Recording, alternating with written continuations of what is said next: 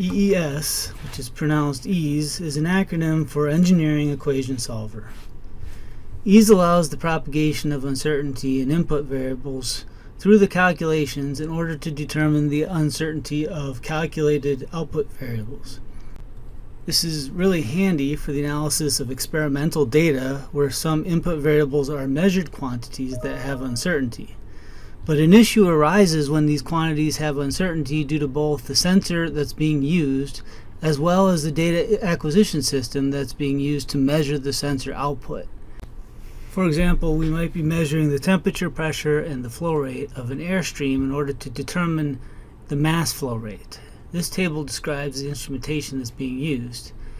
Each sensor has a nominal range and provides a voltage that is then turned into a measurement using one of these calibration curves. The uncertainty in the measurement of this voltage is 0.02 volts, and that's based on the characteristics of the data acquisition system that's being used. The uncertainty due to the characteristics of the sensor itself is referred to as the instrument uncertainty, and it can be given to you in several different ways. For example, the pressure and the temperature sensors have an absolute uncertainty that's given here. However, the flow meter has an uncertainty that's stated as a percent of the reading and a percent of the full scale. So let's try to determine the total uncertainty in the measured mass flow rate when the voltages that are read are as shown here. And here we're going to enter the uncertainty information for both the DAQ, so the uncertainty in the voltage, as well as the sensors. So we can start with the pressure measurement. First, the calibration is used to convert the voltage from the pressure sensor to a pressure reading. And if we select uncertainty propagation from the calculate menu and then set the pressure as the calculated variable and the voltage as the measured variable, and you can select set uncertainties and enter dV, the variable dV as the uncertainty in the voltage, and if we hit OK and then OK again, you'll see that the uncertainty in the measured pressure is 4 kilopascals. But this is only the uncertainty in the measured pressure that is due to the DAQ characteristics, and it does not include the instrument uncertainty of the pressure sensor itself. So we need to add that instrument uncertainty, and to do this, what we'll do is multiply the calibration curve by a constant, Kp, that we'll set equal to unity. And then we can set the uncertainty in this constant in order to represent the 10 kilopascal instrument uncertainty that's related to the pressure sensor.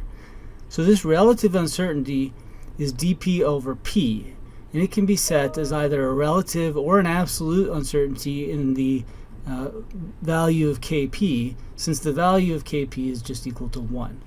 So if we do this and then carry out the uncertainty propagation again, we see that the uncertainty in the pressure is 10.77 kilopascals.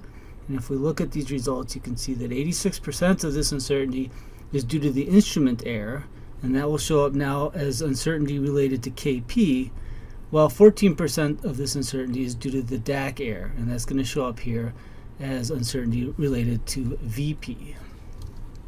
So next we'll do the same thing for the temperature sensor. So again, we're going to use the calibration curve multiplied by a constant Kt that's equal to 1.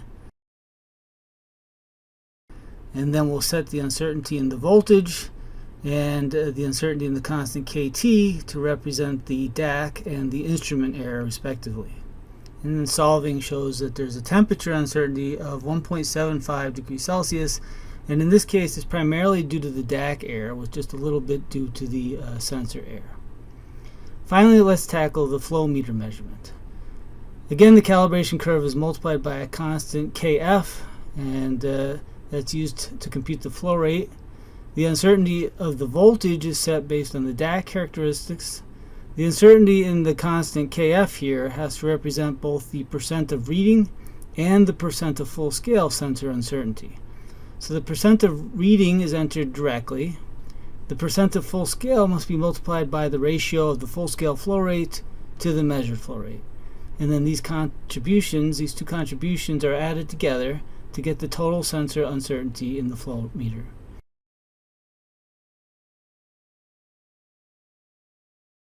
Solving shows that the flow rate uncertainty is 0.23 liters per minute, and this is almost entirely related to the instrumentation uncertainty.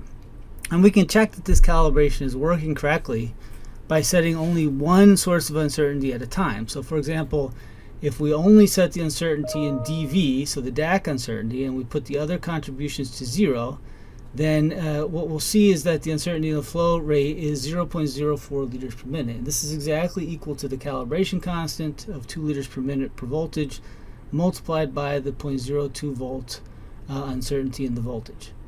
If we set only the fraction of reading portion of the sensor uncertainty and we zero out the other contributions,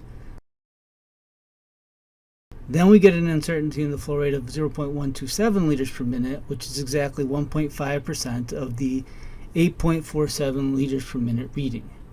And then finally, we could set only the fractional full scale portion of the sensor uncertainty and zero out the other contributions, and we should get an uncertainty of 0.1 liters per minute, and that's exactly 1% of the 10 liters per minute full scale of the instrument.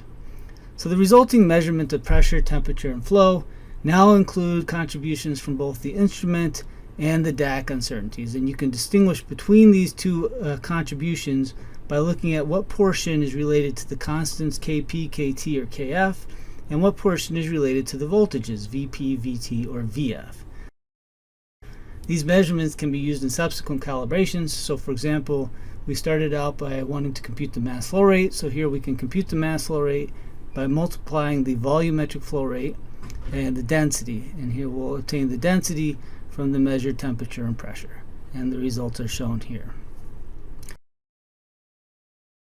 So this is one of a series of tutorials that is meant to describe the operation of the EASE software.